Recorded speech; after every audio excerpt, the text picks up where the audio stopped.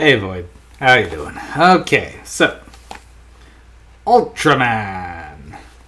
So a while ago I did review Ultra Q, which was the first in the Ultra series, which Ultraman, the OG, is the second. So, yeah. This one took me a little bit longer to get through because there is a lot of episodes here. It was a 39 episode series. I guess not terrible, but it felt long. Okay, so essentially at the end of Ultra Q, they decided that they wanted to keep going in something of a similar vein, but the most popular episodes of Ultra Q were ones with giant monsters. So they decided to make a show more focused on the giant monsters. And then they'd have a good monster, the Ultraman, to fight back. So, and away we go. So, this focuses around the SSSP, the Science Special Search Party. They essentially are the equivalent of who investigates strange happenings and try to stop them from getting out of control. Now, in the first episode, one member of the team, Hayata, he's like their ace pilot, crashes into something. Something happened to have been Ultraman in like a energy form. So in order to save Hayata's life, those two merge and become one. And so Hayata is now, when he uses the little transformation pen, essentially, he grows into a giant size, becomes Ultraman to fight the monsters. Now, for budgetary reasons, they couldn't afford to have the monster fights be very long, so they worked in a little tidbit that Ultraman can't really stay in Earth's atmosphere for very long, so he's got like 3 minutes that he can fight for before he has to retreat. Otherwise, he might die. So, and it becomes very Monster of the Week. Now, the characters are definitely an entertaining crew. One of the lead actresses from Ultra Q carries over here and takes on a new role of Akiko Fuji, as she's primarily the secretary, but she does run around occasionally with a gun herself. Otherwise, there's the captain, Captain Muramatsu, or just Cap or Kapu. That he's the cool under pressure captain. They've got the tough guy Arashi, and then the spastic inventor Ide. So now none of them know Hayata is Ultraman, so he always has to kind of slip away and do it, and they keep thinking Hayata may have died, and oh well, no, there he is.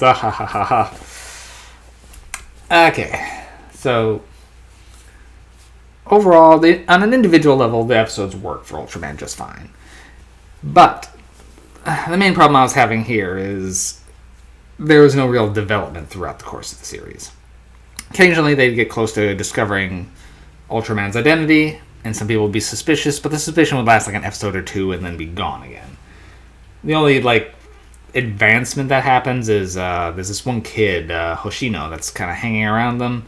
He, after a couple episodes, gets promoted to an honorary member, and then he has a few episodes as being an honorary member. But other than that, the relationships don't really change and grow. There's a couple things where some people almost might be getting a romantic thing, but then dropped and forgotten again.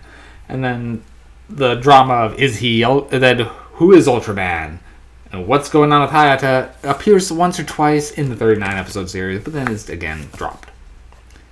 And at the end of the series, it kind of just ends with Ultraman leaving and essentially Hayata being able to let him go and still survive because his Ultraman superior shows up from the Land of Light. Problem is, Ultraman just ups and leaves, but the fact that so many monsters keep showing up, that those are going to still keep going, right? And now the best defender is going. The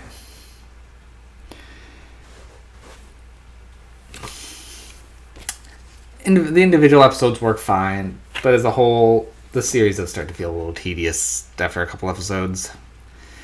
So, that's, I think, just largely because of lack of development. The characters have decent chemistry, but the chemistry isn't allowed to evolve at all. And that's kind of the sad point here for Ultraman.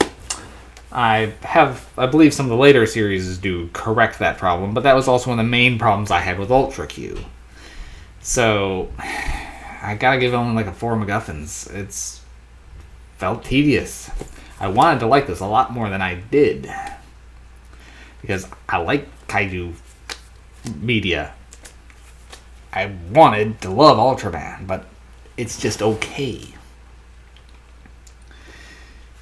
Well, I know I don't own any more of Ultraman for right now, so it's probably going to be a good while before I get to any other of the Ultraman series. But it's an interesting little 60s time capsule, but you don't need to be in a hurry to see it. Some individual episodes are cool, don't get me wrong. But as a whole, if watching it as a binge watch, like I was trying to do, gets to be a slog. Take it in small pieces. That's my best advice on this one. Alrighty, Void. Probably going to call it for the day after this one. It's my backlog is starting to dwindle, or at least my way backlog. So, starting to get on top of it. Maybe I'll drop by again tomorrow and unload another blast of reviews. We'll see. Well, see you later, Void.